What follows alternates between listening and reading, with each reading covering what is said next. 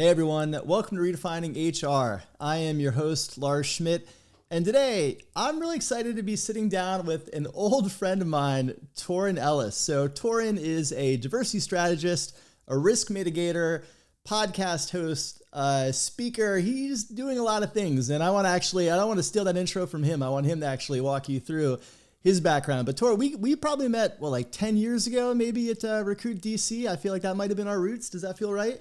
No, it's actually a little bit longer than that. And thank you ever so much for having me on the podcast. Like, I absolutely appreciate you for inviting me, for trusting my voice, for giving me a bit of space to talk about a subject that I absolutely love. Michael Tyson is still, 54 years old, hitting harder than a lot of 20-year-olds. We still got folks running around here with fake COVID vaccine shot records.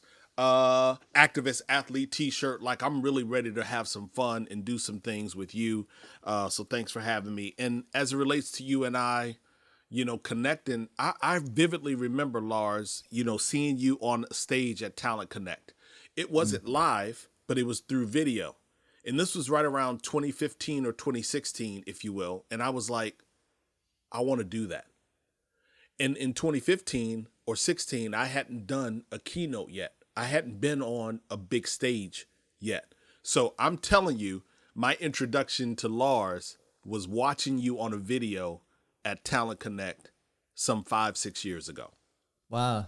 That's a trip. For some reason, because I know we're both DMV, which for those of you that don't live in the area, DC, Maryland, Virginia, we're locals here.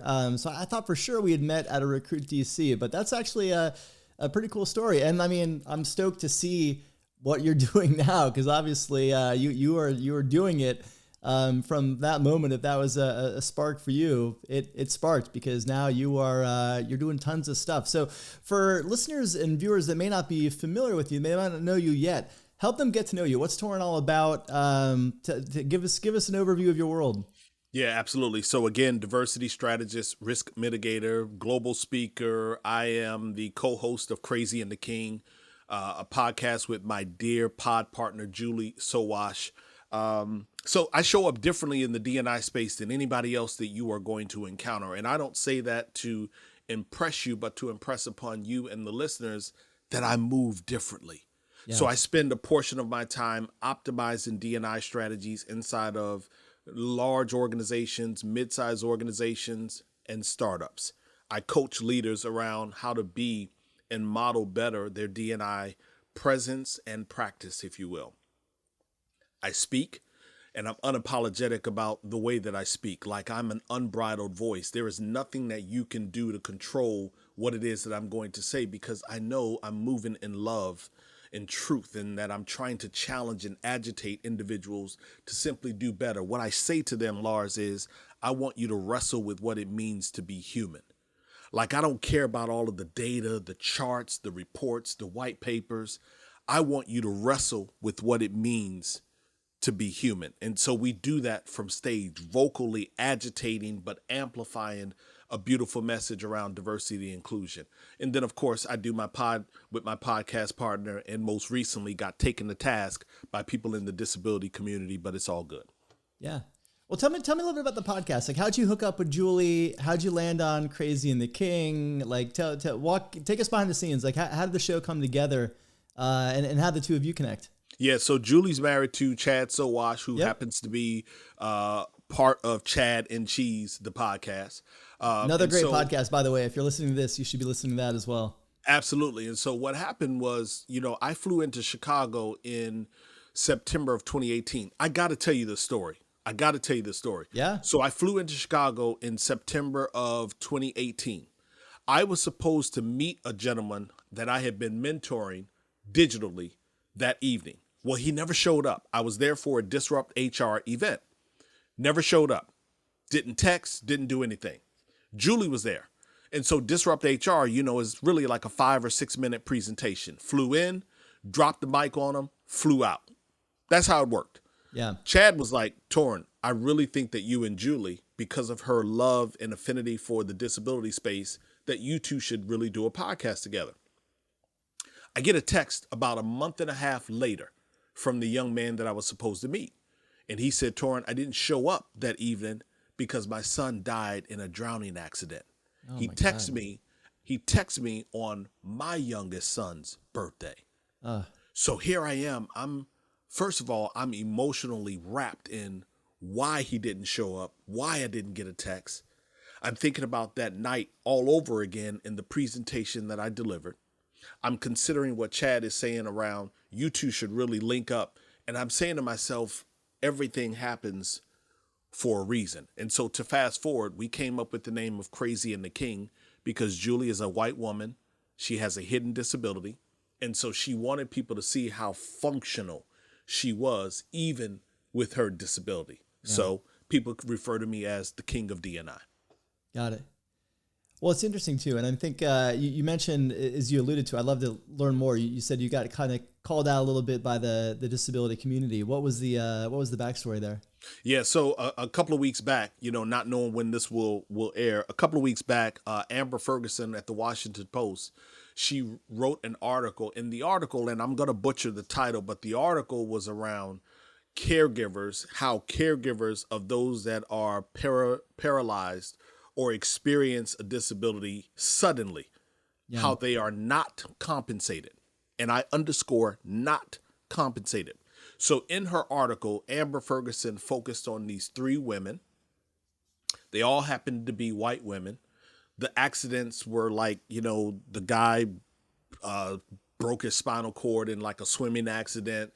So nothing crazy, but it happened. And so her article was really, for me, insightful in highlighting the fact that when these situations happen and people can't prepare, it's not as if you knew a person had a disability and then you engaged in a relationship with them.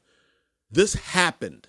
And so now it interrupts everything that you know about life. It forces you to reevaluate and to make all types of edits for life. That's just the truth, the reality. Yeah. I thought the article was insightful.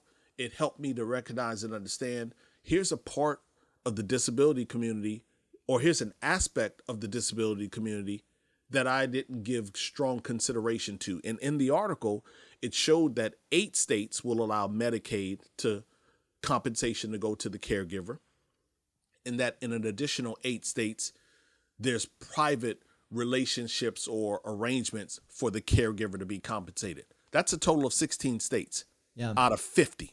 So that means the other states where this happens, that caregiver who most likely has to quit their employment, they're not receiving any compensation. Here's the story. The disability community felt like, I'm not disabled. How in the world can you possibly share your opinion about it being an insightful article when they didn't center people with disabilities? They didn't really raise the voice of people with disabilities. There were people in the disability community that felt like the article was terrorizing. It was traumatizing to read. And so I understood that. I took that learning. I took that commentary. I took those tweets and said, I'm cool with that. Yeah. The challenge that I had is that the person who started the firestorm said, if D&I is important to you, then you should be considering the voices of people with disabilities. And I said, clearly you don't know who I am.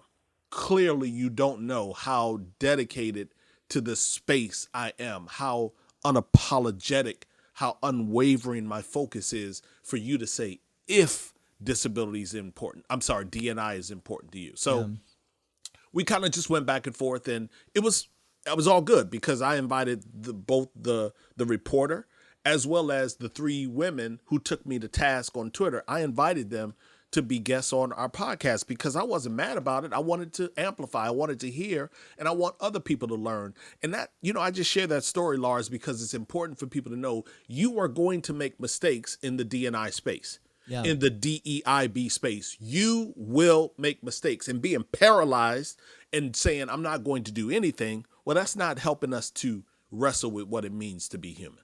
I'm really glad that you actually brought that up because I think it does speak to the nature of diversity work. And if you're committed to this space, like you said, you are going to make mistakes and you have to see those as learning opportunity. And I mean, there are a few people who have made diversity and equity and inclusion and belonging their, personal mission at the same level as you, yet, obviously still you can be in a position where, especially when you factor in intersectionality, you may share something that to you was enlightening, but you don't have the perspective of the people on the other side of that article who are traumatized by it. And so, yeah, I think that, it's a great, for all of you listeners out there that are really making your own personal commitments, and hopefully that's all of you, to diversity, equity, and inclusion, that is somewhat putting yourself out there, and you are going to make mistakes. You're going to say the wrong thing. You're going to do the wrong thing. You're going to make a judgment based on your uninformed opinion, and you may be corrected on that. And if you are, honestly, that's a gift, because it's somebody who's taking the time to actually invest in your education and your development. And so, it's really important that you take it that way. And Torin, I mean, that's a masterclass, I think, in how you responded to a scenario like that. Yeah, absolutely. And again, I often say that the two most powerful words in our lexicon are love and process.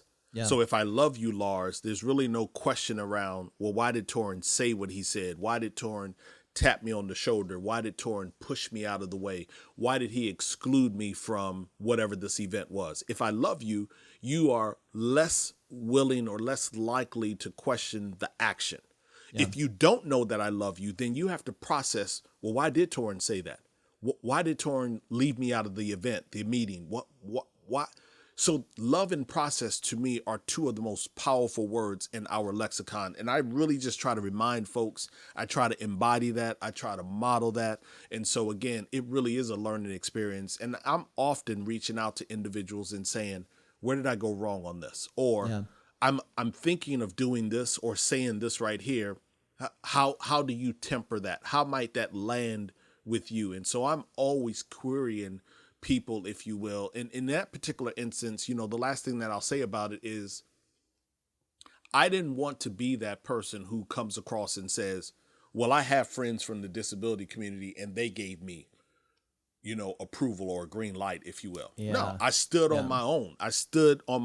I tweeted it. I felt like it was insightful. I didn't get permission. I'm taking the backlash, the reservation that you all have.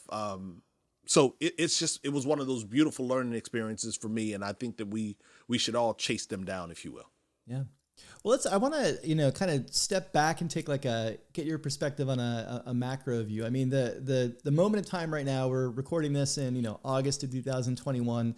The last year and a half since George Floyd's murder, the conversation specifically within the HR community, but also obviously broader society and business, has kind of really centered some of the conversations around diversity, equity, and inclusion in ways that, especially for the HR team, honestly, we haven't up until now. And I think that there was a climbing kind of consciousness and awareness and commitments and things that you saw, last year.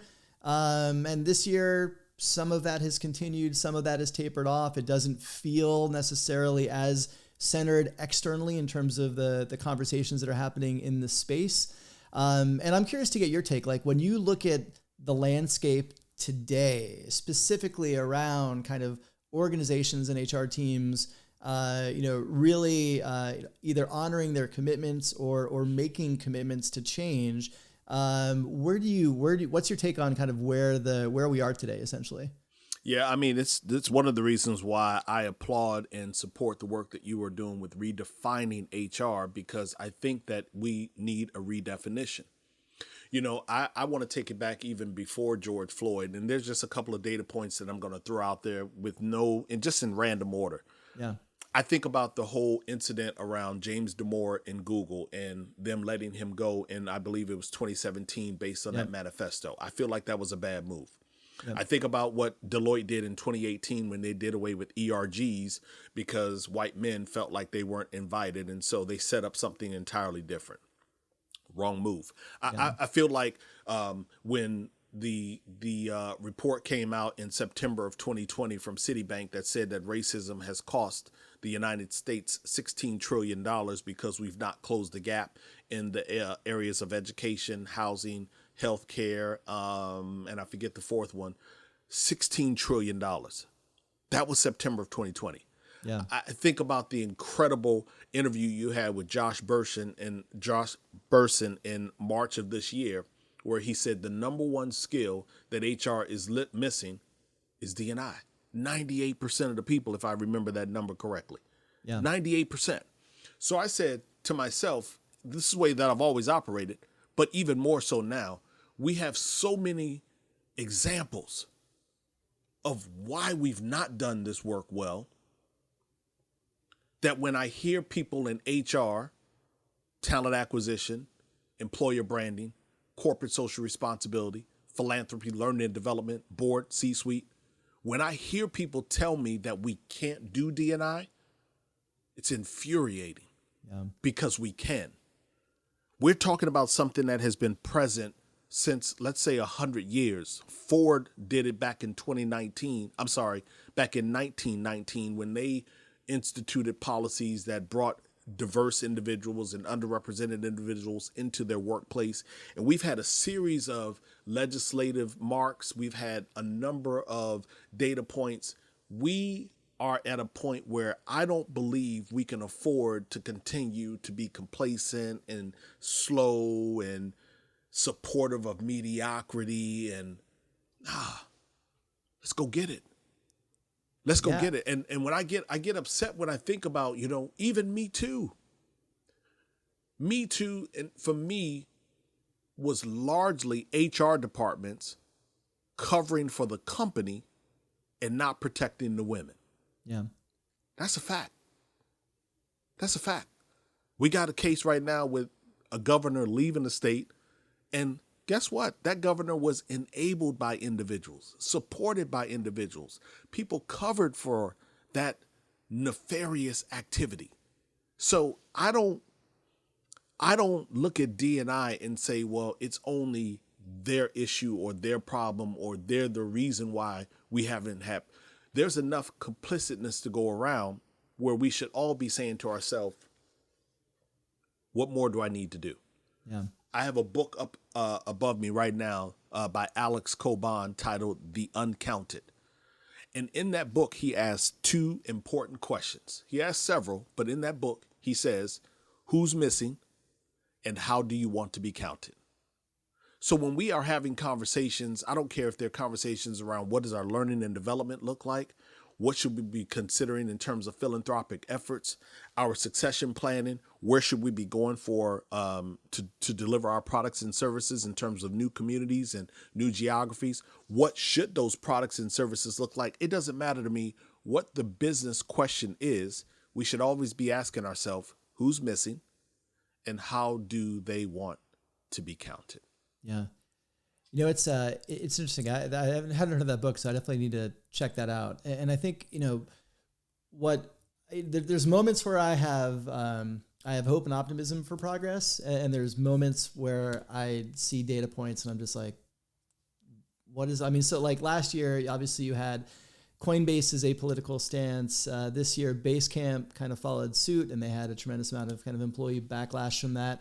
And there was a study I saw actually from, I know they're no longer SurveyMonkey, the company formerly known as SurveyMonkey, and forgive me for not knowing not recalling the new name, but they did a survey of, it was a broader survey and it included employees up to CEOs and it was broken down by demographic and asked them a range of questions on DEI. But one stat shook me a little bit, which was, 51% of white CEOs viewed DEI efforts as a distraction to the business.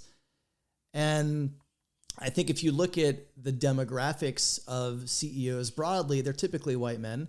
And so, anecdotally, you see a lot of these stories. But if you have, statistically over half of white male CEOs saying that DEI is a distraction to the business. It was an anonymous poll. So like, these are probably many of the same CEOs who are, changing their avatars black and making commitments, optical commitments. But maybe, deep down, that's really how they feel. Like, how do you overcome that? Like, especially even if you may be a chief people officer or a CHRO and like, you're personally very committed to equity, and kind of removing some of the systemic issues within your organization. But if you have a CEO who feels that way, who ultimately is the person greenlighting or not your efforts. How do you begin to overcome that? Yeah, I don't believe I may have saw the same study that you are referencing, but I did see that number. And I saw something on Racial Equity Data Hub. And for those of you out there who are not familiar, you can go to Racial Equity or just Google Racial Equity Data Hub and look at the number of incredible partners that are calling this information and bringing it to life, if you will. Policy Link and Tableau and some of the others that are out there. So that's the first thing. Racial Equity Data Hub, great place, great resource. What I would say to the question is, and I wrote an article about this in the USA Today earlier this year, and basically I spoke directly to leaders in that article. And this is what I said, Lars. Number one, if in fact you want people to believe that your organization cares about diversity, equity, inclusion, and belonging, leadership needs to make a declarative statement. That statement does not have to be external facing, but at the minimum, every single individual in the organization should know where leadership stands. Let me define leadership. Yeah. That's the C-suite. That's the directors. That's even your hiring managers or the people that are leading your business units, your departments, and your teams. Leadership needs to make a declarative statement, internal facing, perhaps external facing, how important diversity, equity, inclusion, and belonging are to the organization. That's number one. Number two, they have to be willing to reallocate resources. That would be headcount and dollars. We didn't get to this overnight. We're not going to get out of this overnight. We're not going to get out of this by simply standing up in unconscious bias training and thinking that we've done everything that we need to do for diversity, equity, inclusion, and belonging. You're going to have to shift some stuff. You're going to move some things around. We got to move some people around because they don't have the competency to do what's necessary. We got to move some people around because they don't have the bandwidth to do what's necessary. We got to move some folks around because they need some resources. We got to support them with the dollars. You have to be willing to reallocate resources. March of 2019, Russell Reynolds delivered a report, and the report was titled Finding Your Next Chief Diversity Officer. The glaring call out in the report are that they are under-resourced and underfunded. So we got to move some resources around. And then the third thing that we have to do is hold folks accountable. Yeah. Like, how hard is that? Hold people accountable. I think about Larry Fink's letter to shareholders in December of 2018. Larry Fink from BlackRock, one of the largest investment firms or wealth management firms in the world. He said BlackRock is not going to, employee-wise, look the same way 5 years from now as it does today. So we are going to slowly build and hold you accountable for your efforts towards diversity and inclusion. Hold people accountable. And the biggest win for me in 2020, Lars, was that I had 3 clients say, I am going to put a measurement, a question around your contribution to D&I efforts on performance evaluations. Huge. And it was very simple. It just simply says, what did you do to help us in our DEIB mission? That's it. And what that does is it signals to every single employee that impacted more than 100,000 people. It signaled to all of those individuals, wait a minute, my comp, my bonus, my promotion is not necessarily connected to this, but because they're asking me, it suggests that it's important. Yeah. Doesn't matter my role. They're asking me. It suggests that it's important to the entire organization. Declarative statement, reallocate resources, hold people accountable. You know, I really, you see me kind of nodding my head as you talk about the performance review question. I love that because that is something that touches every employee and it reinforces the commitment and importance of the work to all employees and aligns that with an organization. And it's dead simple, right? If you're watching this, if you're listening to this, that is as simple as adding a question to your performance review or your pulse checks or however you go about surveying your employees to reinforce your commitments. And again, if the honest answer is, I didn't do anything, okay, now we get to coach up on that. We get to develop on that. We get to inspire and build on that. I'm not penalizing you for having done nothing. I get to now work with you. But if it becomes a pattern that you are not helping us, it at least allows me to view how you are. And I'm not saying that I'm excommunicating or removing you from the organization. Yeah. It just allows me to understand from an intersectional or from a layer standpoint, who are the individuals that are ambassadors and evangelists and helping us to live out our mission of being a better workplace.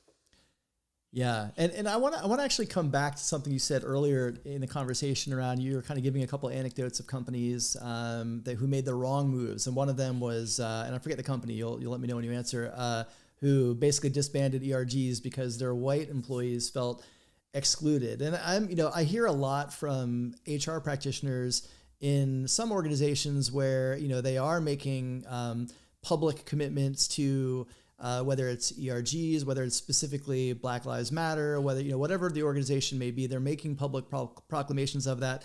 And they're getting pushback from some of their white employees. And this might be, White Lives Matter, Blue Lives Matter, whatever it might be. But again, that kind of what about me, which is, again, coming from typically white men or at least white people. Like, how do you counter that, right? Like, how do you, if you're having a conversation, you're maybe training an HR manager and, she's saying that she's having an incident in her organization where, she's getting some pushback from white employees around, let's just say specifically, all lives matter compared to Black Lives Matter. How do you kind of coach him through navigating that scenario? Yeah. I mean, the definition of inclusion is everyone. Yeah. So I use the simplicity of the definition. I can't build an ERG and socialize it inside of the organization as being exclusive or exclusionary and then say that I'm doing what it takes to build inclusion in the organization. So I may be on an island all alone. There are some of my friends that do this work that are like, no, well, the LGBTQ ERG should be only for, those that are allies and or a part of the LGBT community or the people with disabilities community or, the first-time mothers community, if you will. I'm not of that opinion. I'm of the opinion, if in fact you really are an ally to this particular work and there's some degree of affinity for a subject matter, an audience, a population, a group, that you should be welcomed in. And so I'm the person who goes into organizations and says, no, Deloitte, that's who you're referring to. Yeah. I shouldn't be socializing messaging in the organization that makes white men feel like they can't be a part of this conversation. Yeah, I want you in here so you can hear what I'm saying about you. Yeah. I don't want you to read about it. I want you to hear it directly from me. A condition of progress is to allow those that are suffering to speak their truth. So when we are talking about ERGs, there's a reason and there's a way that Torin and his team sets up ERGs. Well, we do and build ERGs so that they have an internal and external facing ROI. So internally, we are looking for development and inspiration and a place where we have safe, conversations, if you will. But that should include people who want to be a part of the advancement. External facing, what are we doing to help build the business, to support the business, to impact the bottom line? That's what a good ERG is for me. I don't need a clubhouse. Like, I don't need just a group of people that I can just kind of like, I don't need a space where I'm trying to complain and no, diversity and inclusion for me is of promise. It's not punitive. It's true, but it's of promise. It's beautiful. So I'm using these spaces, these groups, these opportunities to really challenge individuals. How do we move forward? And I don't want to necessarily move forward outside of including people. The only cut card that I have, as we would say, Lars, is I really don't have a whole lot of, let me change that. I have zero patience for racism. Yeah. So I'm not really trying to coddle, nurture, bring a person who is, bold and just absolutely a staunch racist. That's not a person that I'm trying to convince that we should be doing this D&I thing together. I have no time for that. That to me is, and certainly there are some other toxic categories that I don't have time for, but that in the workplace for me is like at the very top of the list. Yeah, and I'm wondering, like, with that approach to ERGs, how do you kind of balance, ERGs on one side being a safe space to come together, people with shared experiences, life experiences, and then maybe people from outside of that group who don't have that same shared experience kind of being a part of it. And then, not necessarily knowing how, like, again, maybe they want to be an ally, maybe they are an ally, maybe they're not an ally and they just want you to teach them more. Like they're on their learning journey and they're hoping to tap into the ERG to maybe accelerate their learning journey. Is there like, how do you mitigate that a bit? And maybe the spectrum of somebody from like a true entrenched ally versus like ally adjacent or ally curious who is really kind of tapping more into the ERG group to learn and educate themselves, potentially through that, putting more of an emotional strain on the members of the ERG. Yeah, absolutely. And again, you heard me say learning and development a couple of times earlier in the conversation. You just mentioned it in the conversation. It's one of the value points that are extremely important.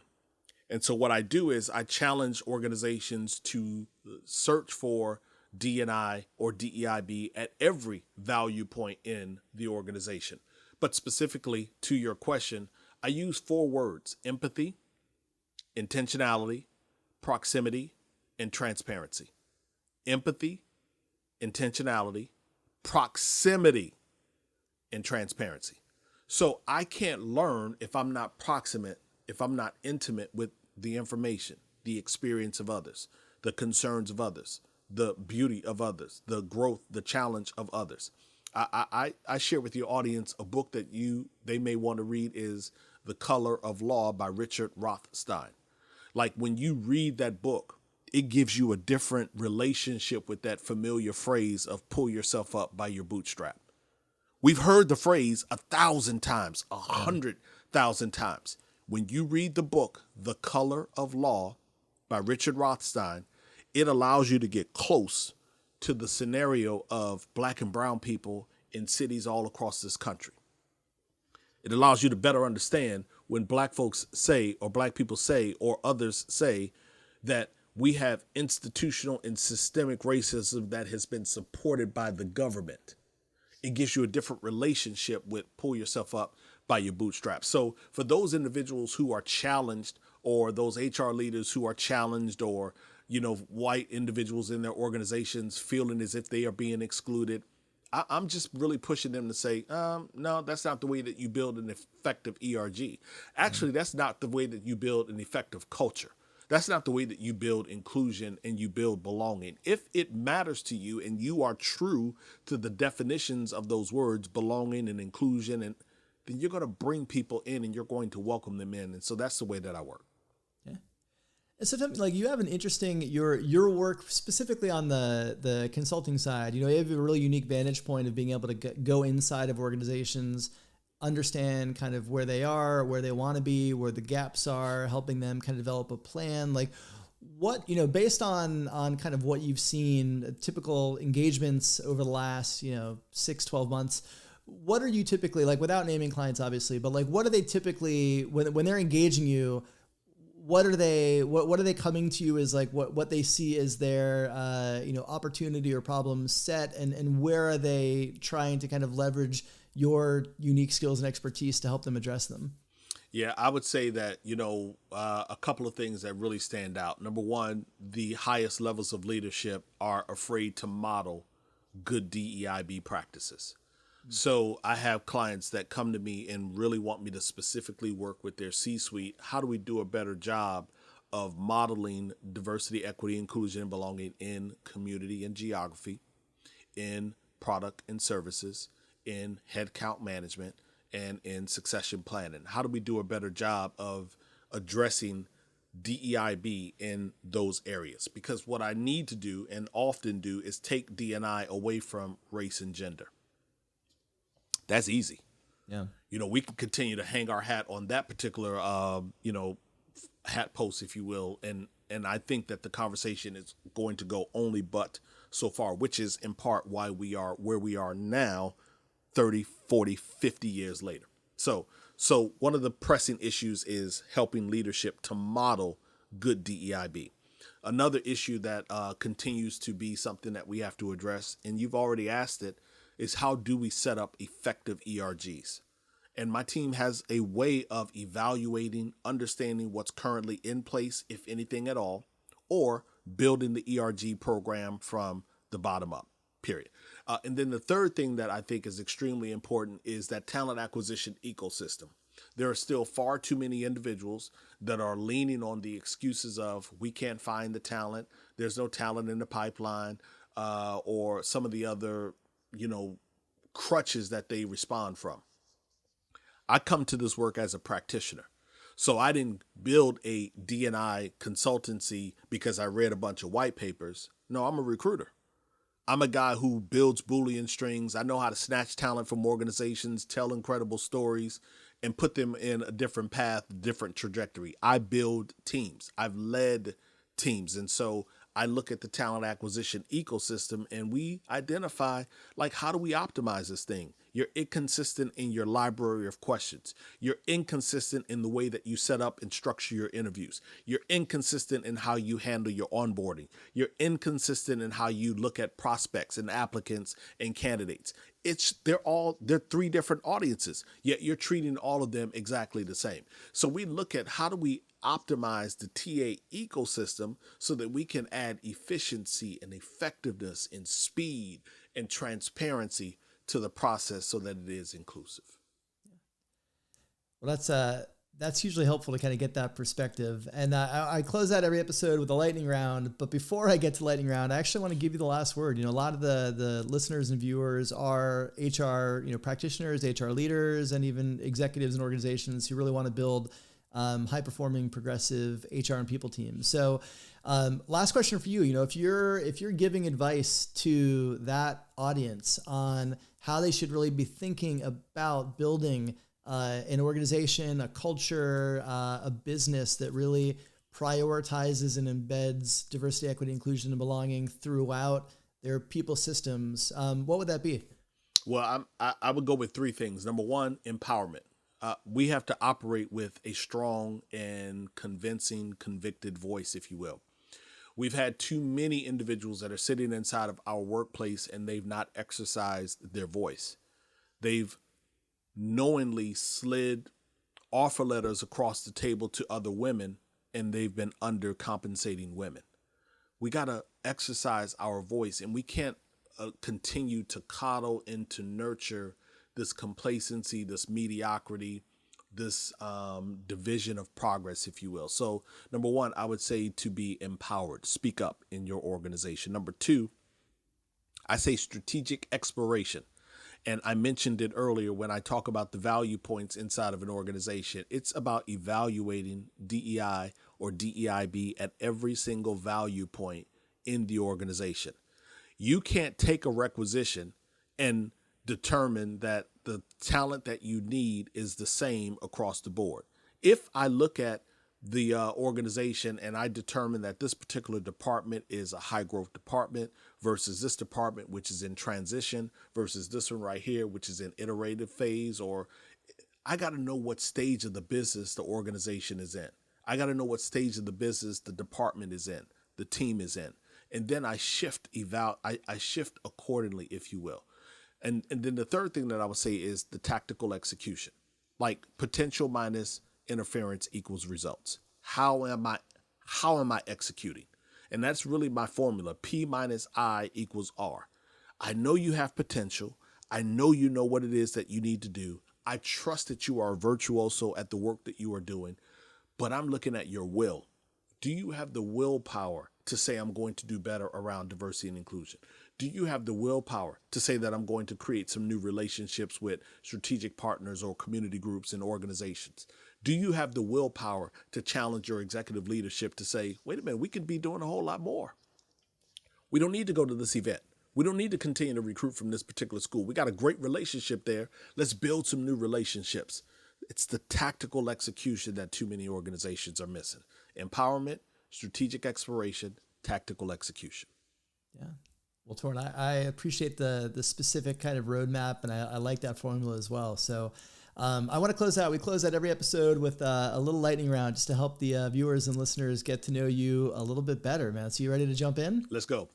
All right, man. I'm checking out your Spotify playlist. Who am I going to learn are Torin's top 3 artists? Raheem Devon, Jill Scott, and Donny Hathaway. All right. What is your least favorite HR buzzword? War for talent. Oh God. Hate it. Can I, like for decades, that's like a zombie phrase that just won't go away. Yeah. Yeah. I think it's like, right? I think it's like 1996, 98 type phrase, if you will. I've hated it. I hate it. Yeah, I'm with you on that one. I rarely get sad. It's just ridiculous. But it's a zombie. Like I'm impressed with its resiliency in our vernacular. Well, we just can't seem to kill it. So no doubt. All right. If you weren't in doing this work in diversity, I'm going to take recruiting off the table because obviously I know you've done that as well. What would you be doing? Entertainment. Go on. Yeah, I mean, if I had my choice, I'd be the individual who's curating, artists or finding new talent. I absolutely love music. I was a percussionist when I was growing up with my church, so I really, really do love music. I would absolutely be looking for new artists. All right. I like that. Well, now I'm going to hit you up for some more recommendations. You're going to be my discovery engine. My man. All right. And then last question for you. Who is somebody who you admire and why? I'm going to go with Melody Hobson. Okay. In terms of somebody that I admire Melody Hobson because of her bold stance around being a Black woman in finance and challenging these boards and others that we should be considering a broader, more beautiful definition of diversity, equity, inclusion, and belonging. I think that she models what it takes for us to do the work in the particular rooms that we are in. I've never sat in a room with Melody. I've wanted to interview her when I had my show on Sirius XM, but she's one of those individuals that it was just hard for me to get to, but still she's a shining light for me.